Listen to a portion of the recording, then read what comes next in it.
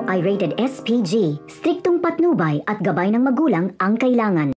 Magpapatulong nga si Tanggol kay Bubbles na makahanap ng trabaho at dahil kulang sa tao ang bar na pinagtatrabahuan nila Bubbles ay ipapasok niya si Tanggol doon bilang janitor.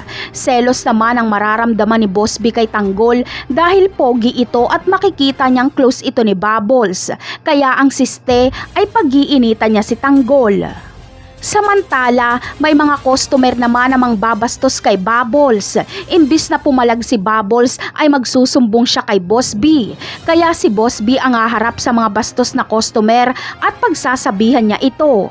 Pero ang mangyayari ay bubugbugin lang si Boss B. Kaya dito na papasok si Tanggol.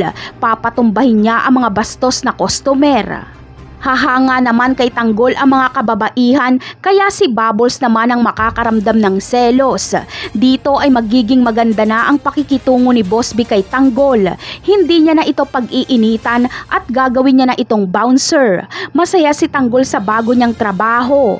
Pero aminado siyang hindi siya yayaman sa ganito kaya maiisipan niyang sumama na lang kay Marcelo.